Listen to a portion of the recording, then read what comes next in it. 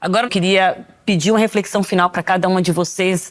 A mãe que cada uma de vocês aqui representa, a filha que cada uma de vocês aqui representa e que tantas pessoas também que nos acompanham são filhos e também são mães. E pais, por que não? Cara, eu sou uma filha cercada de sonhos, de desejos, de querer viver. Eu hoje tenho 42 anos, sou mãe do Lucas Antônio, casada com o Kaique, que foi o cara que me assumiu, que me fez ser mulher e mãe também. Eu acho que o ato de adoção é você se entender como ser humano. Você dá o seu amor, o seu querer, o seu desejo todo para aquele ser, e eu não quero esperar nada lá na frente. Eu quero que Deus me dê vida e saúde para me chegar aos 18 anos sendo mãe de menino. E o meu filho entender que tudo que eu fiz por ele eu faria de novo, de novo, de novo. Eu quero que o meu filho tenha muito orgulho de mim, como eu tenho orgulho da minha mãe. Minha mãe me ensinou a filha que eu sou, a empresária que eu sou, a esposa que eu sou e a amiga que eu sou. Maravilhosa. Thaís. Olha, eu sempre me apresento como bisneta, como filha, como mãe. Sempre gosto de falar de Vó Lucila lá do Morro de Mangueira, de falar da minha mãe Neide, da minha madrinha Ângela, de dar nome a essas mulheres, né, que muitas vezes foram invisibilizadas, silenciadas e violentadas e que foram as pessoas que sempre acolheram pessoas de todos os tipos no seu quintal.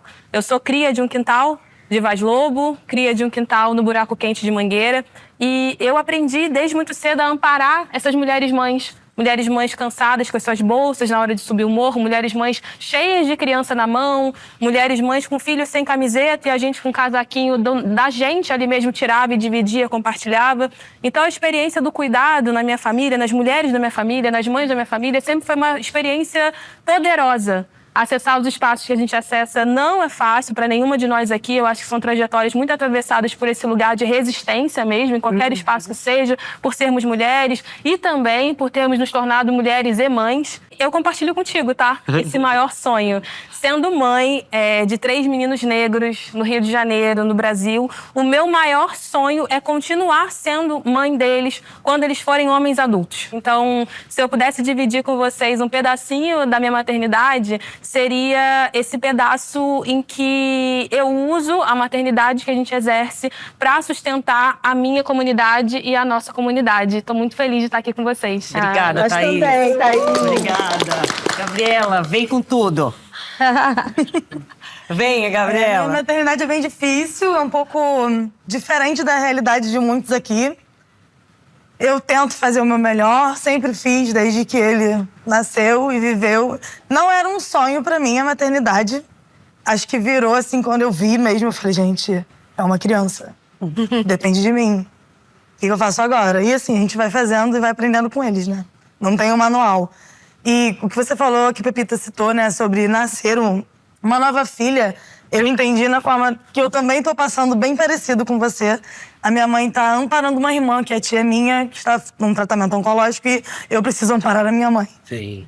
O tempo todo. E aí eu me culpo por não ter tempo com Elza, e eu fico, será que a minha mãe tá bem? A vida E vira aproveitando essa loucura. essa deixa aqui, pra você, de repente, de casa, achar que a gente tá semeando uma coisa que você tem que ser mãe da sua mãe. Não é isso. Não. É o ato de você entender que no momento que sua mãe estiver precisando, você vira mãe sim. Sim. Que você tem que estar pronta pra ouvir, pra acolher, pra cuidar, pra ser emocional. Então, se você não quiser se emocionar, só amparar. Não, e é Então, satisfatório, fica meio- né? A gente hoje consegue cuidar de quem cuidou da gente. É muito maravilhoso É cuidar muito de quem bom. cuidou da gente. back. Massa. Eu venho de uma família de mulheres muito fortes. Todas se separaram ao longo do caminho. Todas as irmãs da minha mãe, minhas avós ficaram viúvas, minha avó empregada doméstica. E ali eu vi uma construção de um empoderamento por meio do trabalho dessas mulheres. Todas com filhos. Minhas tias, minhas primas, depois vieram na sequência, muito parecida com uma jornada, são minhas companheiras hoje em dia, minha rede.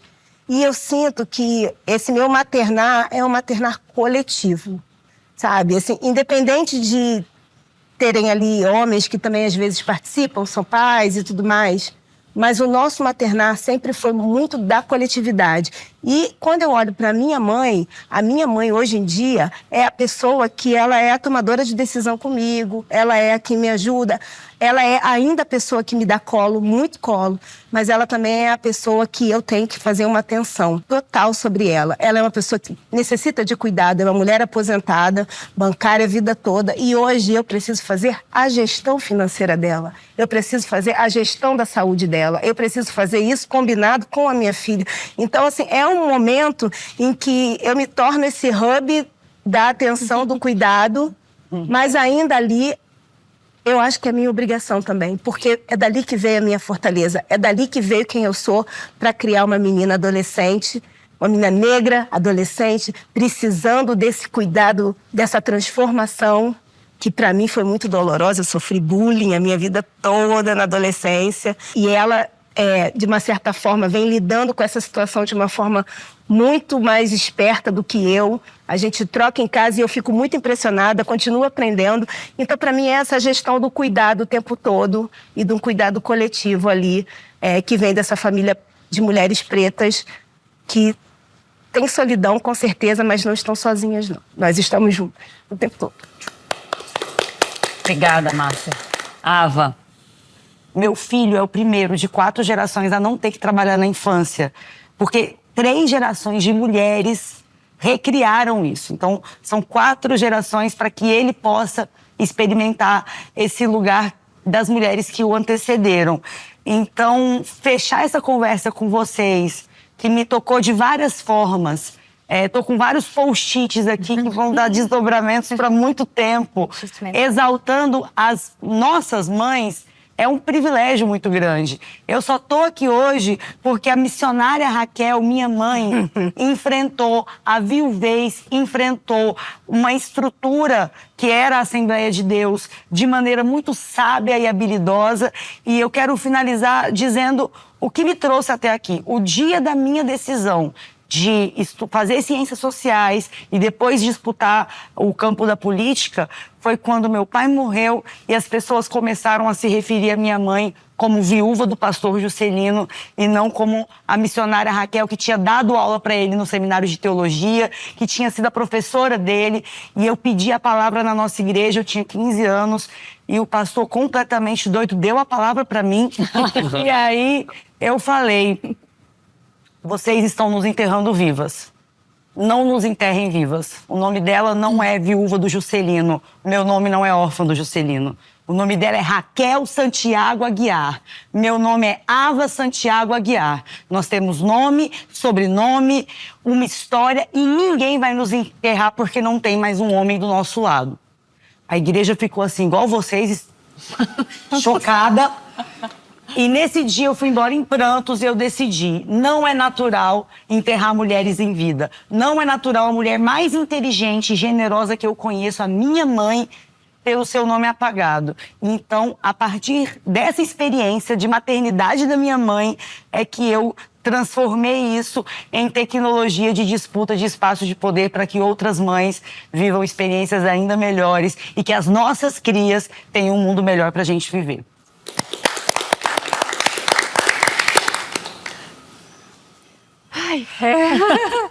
Poxa, gratidão, assim, a todas vocês de compartilhar. Acho que a minha mãe é, sem dúvida nenhuma... É difícil falar assim, me emocionar. É, assim, uma das grandes forças que eu tenho na minha vida. Eu tenho o orgulho de ser filha da Ângela. E agora, quando você falou, né, filha, assim, quando o Damião estava com 4 meses... Minha mãe foi internada e quase morreu. E para mim foi muito difícil viver esse momento ali com ele tão pequeno, no CTI. E eu tô nesse momento, assim, né, de ser filha e ser mãe. Mas com muito amor, assim, porque realmente a primeira coisa que passou pela minha cabeça, assim, logo depois que a Ju chegou, foi virar pra minha mãe e falar: caramba, você me ama assim. Exatamente. Você me ama assim, sabe? Tipo, eu não sabia que era possível essa extensão de amor, assim. A maternidade, pra mim, ela me me expande, me alarga, me conecta. E me conecta, inclusive, com essa força criadora que é minha mãe. Que, né, perdi meu pai muito jovem. Minha mãe foi mãe solo. E eu vejo que ela, assim, quando ela vê a minha maternidade, que não é uma maternidade solo, o quanto ela também enfrenta as dores dela, assim. Ao olhar isso e ao ver, assim, caramba, que pode ser diferente, que é diferente, e ao mesmo tempo ela se cura. Então eu sinto que a minha maternidade é também uma cura da minha mãe, assim. E isso é muito lindo, assim, sabe? Tipo, e é muito bom que minha mãe esteja viva e que eu possa, hoje em dia, falar, sabe? Agradecer e dizer eu te amo. E Redimensionar esse amor, né? Redimensionar esse amor e curar, né, essas gerações, assim. Sim. Então, assim, a maternidade, assim, não é, tipo, a única coisa que me realiza na vida, nananana, mas, sem dúvida nenhuma, é a maior experiência emocional que eu tenho, assim, de fato, assim. Ser filha da minha mãe e ser mãe dos meus filhos, assim, é algo pra mim que me redimensionou, assim. E que amor só multiplica amor. É isso. Leandra, coisa muito linda. Obrigada, muito obrigada. Dizendo isso, assim, que eu posso dizer que eu amo todas vocês. Eu amo vocês. Não, porque eu acho que é exatamente isso que a Leandra falou, né? Que o quanto a maternidade, ela nos faz ser esse hub de amor, né? A gente é centrada nesse amor o tempo todo. As nossas decisões, elas são tomadas na dor, mas sobretudo no amor, né? E eu me sinto muito sendo aquela que tem uma maternidade, se eu pudesse definir a minha maternidade, é uma maternidade de legado. É uma maternidade que está aqui para abrir caminhos. Isso aí. Né? Porque eu sou filha da Dona Ana, sou neta da Dona Ana, sou bisneta da Ludovina. E são todas mulheres que abriram caminhos, não só para mim, né, para eu estar aqui hoje, mas para tantas outras pessoas. Né? Então, quando eu penso nessas mulheres, eu penso que eu posso estar enfrentando a maior dor do mundo, né? Sem romantizar de maneira alguma, mas eu tô aqui para abrir caminho para alguém, né? Eu tô aqui para abrir caminho não só para os meus filhos, né, para o Hugo e para Alice, mas para tantas outras pessoas, porque eu faço parte desse legado. Para mim, essa é uma maternidade de passagem de bastão. Elas me passam esse bastão. E aí, só para falar o quanto eu me sinto feliz, emocionada e honrada de fazer essa passagem de bastão, minha filha tá aqui, Alice. Posso quebrar um protocolo de chamá-la aqui? Vem cá, Alice! Tá preparada, audiência, para essa pessoa? É linda demais. Só para ela, para eu só estar perto dessa passagem de bastão. Alice, para mim, junto com o Hugo, foi um dos maiores presentes que eu recebi na minha vida, né? E a Alice recentemente passou por um caso na escola, num estabelecimento de racismo na primeira infância. Só que a Alice, diferente de mim, quando eu passei por esse caso de racismo na primeira infância, eu não sabia dar nome ao que eu estava vivendo naquele momento, né, Marcinha? É difícil a gente saber dar nome quando a gente não tem necessariamente... A gente é criado num lar de amor, mas você não necessariamente é criado num lar onde as pessoas têm o letramento para nomear aquilo, embora haja muito esforço para fazer com que isso aconteça. E a Alice, ela nomeou o que aconteceu. Ela veio, mamãe, eu sofri um caso de racismo, e ela não quer que nem ela, nem nenhuma outra criança passem por isso. Então, quando eu falo sobre abrir caminhos, eu sinto isso materializado aqui, ó. Eu sinto que essa criança, ela nasce, cresce num ambiente onde ainda é difícil, mas que ela é capaz hoje de nomear o que sente para que nem ela, nem outras crianças passem por isso. Isso me honra muito e honra certamente o legado da Dona Ana, da Dona Ludovina e de tantas outras aqui. É um legado de amor. A gente não quer que ninguém mais passe por nenhum tipo de preconceito, de racismo, de bullying, seja lá o nome que a gente der. E a gente quer abrir caminhos para outras crianças e mães poderem maternar e ser o que quiserem ser. Te amo, filha. Obrigada por existir. Eu também amo a Alice, gente. Eu amo muito a Alice. Obrigada por existir. Perfeita. Vera Conelli, seguinte... Uau, que responsabilidade, porque eu vi coisas lindas, eu estou encantada de estar aqui com todos vocês. Eu venho de uma história de família na qual a minha mãe achava, né, vinha de uma cultura, de uma época na qual tinha que escolher entre ser mãe, ser mulher, ter uma carreira, ter uma vida, né? E aí ela tem 6 filhos e perde 2 por razões em determinados momentos. E ali eu entendi que eu queria ser mãe, mas eu não queria abrir mão de tudo isso. Eu queria ter uma carreira, eu queria ter amigos, eu queria ter um monte de outras coisas.